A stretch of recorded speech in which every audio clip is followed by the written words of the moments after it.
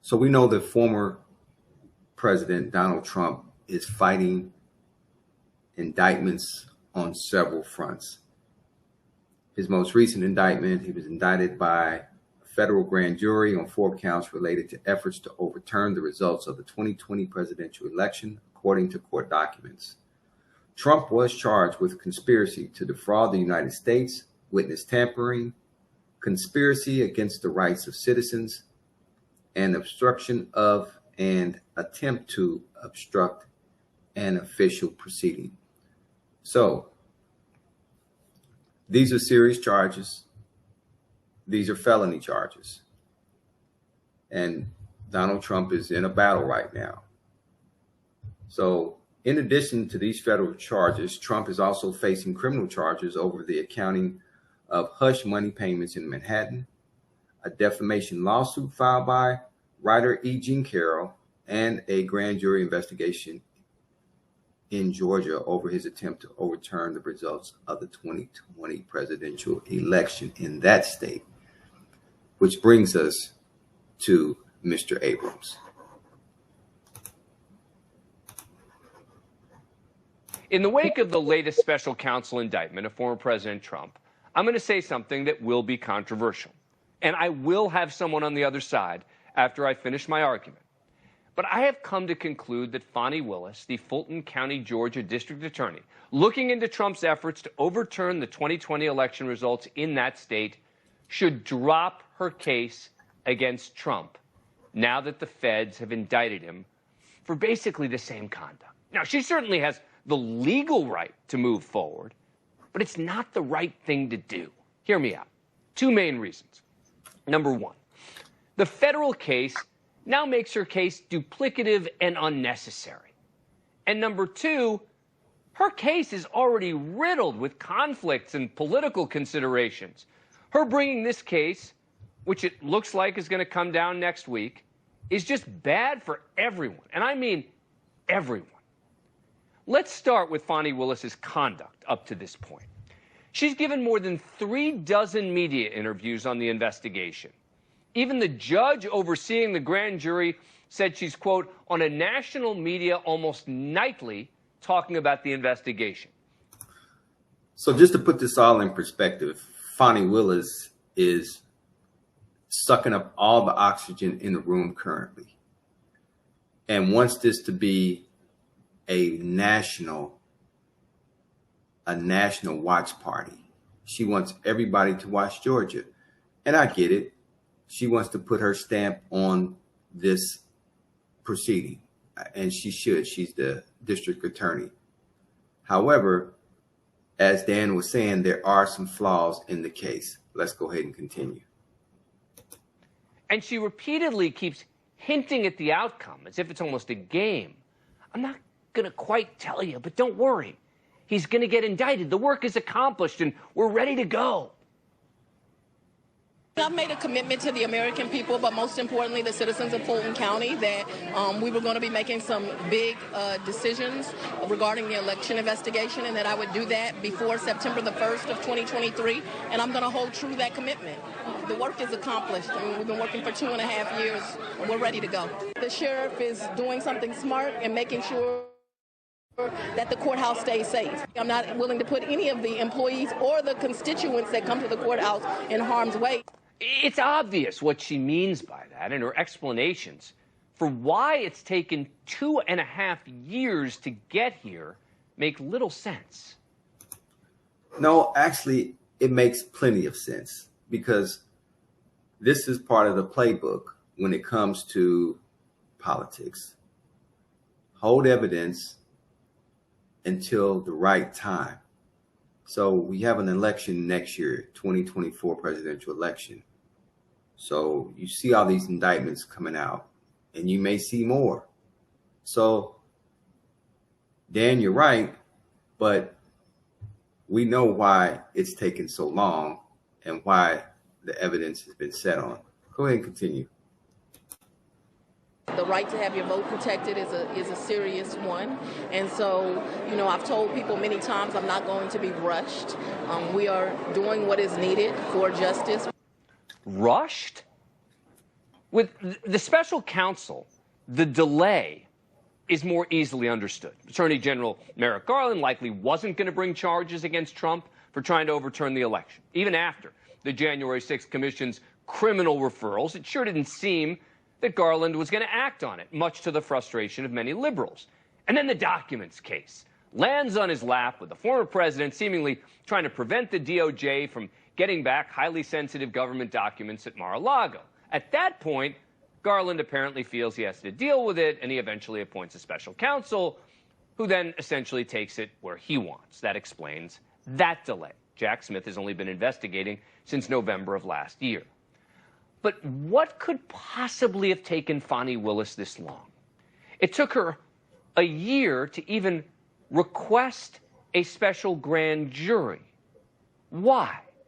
And that grand jury was just advisory, meaning they hear evidence for 8 months and then clearly recommend indictments back in February. How do we know? Well, like Fani Willis, the foreperson just kinda, sorta hints at it. Did you recommend charges against Donald Trump? I really don't want to share something that the judge made a conscious decision not to share.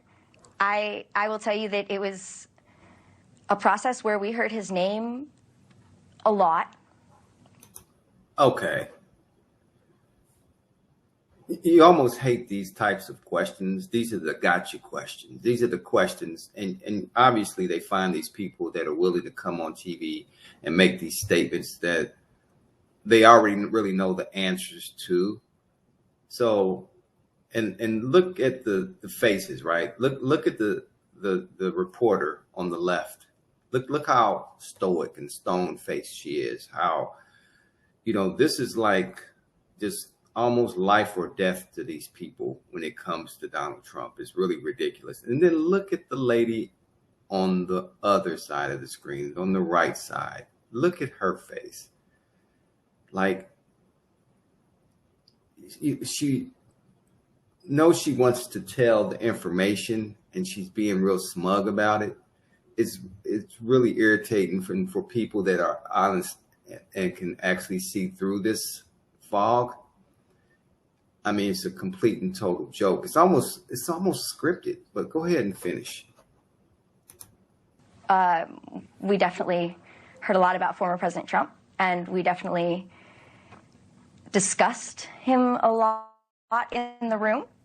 And I will say that when this list comes out, there are no major plot twists waiting for you. It's all like a game. Meanwhile, it is a game. Willis has also regularly appeared to express her own personal opinions that what Trump did was illegal. After all, the key legal question is, did he have what's called corrupt intent?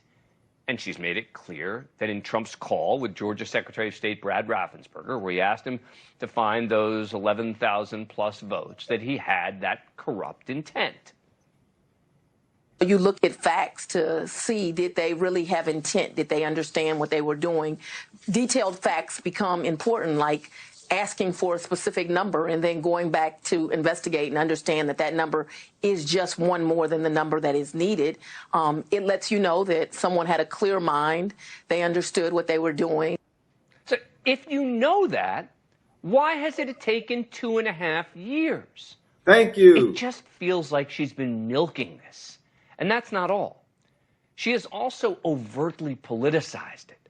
Last July, less than 2 weeks after Willis subpoenaed South Carolina Senator Lindsey Graham, she used her campaign Twitter account to tweet out a cartoon, which showed her fishing Graham out of a swamp with what appears to be a depiction of Trump saying, quote, "I know you'll do the right thing for the swamp, Lindsey."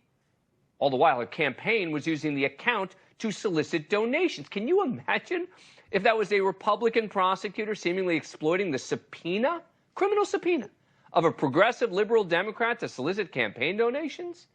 There would be no end to the mainstream media's hysteria.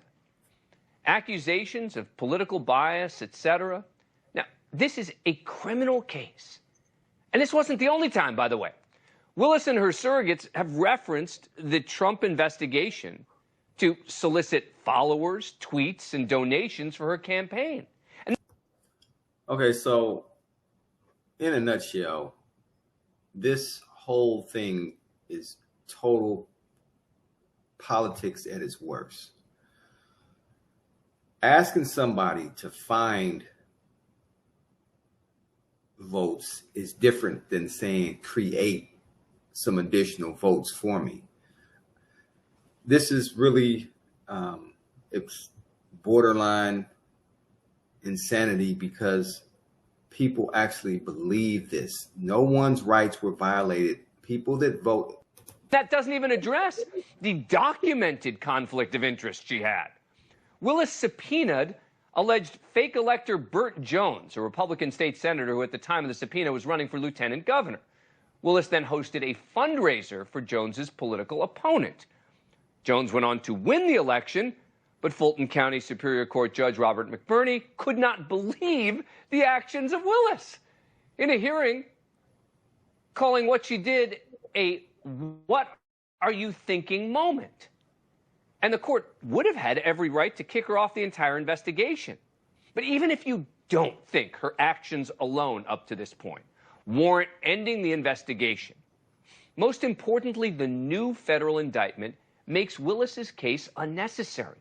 It goes into depth on the Georgia allegations. Quote, on January 2nd, 4 days before Congress's certification proceeding, the defendant and others called Georgia Secretary of State. During the call, the defendant lied to the Georgia Secretary of State to induce him to alter Georgia's popular vote count and call into question the validity of Biden's elector votes, which had been transmitted to Congress weeks before. Now,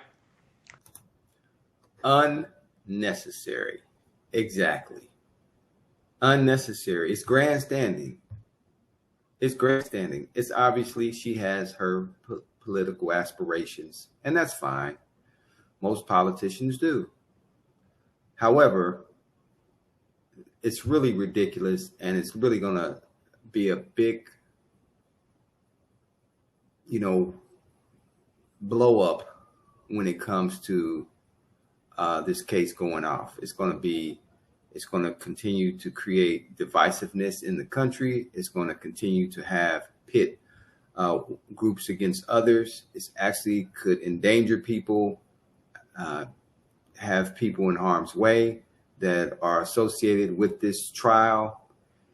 And it's really doing a disservice to those that live in the county, in Fulton County, because at the end of the day, he's being tried in federal, as Dan Abrams states. This is all grandstanding.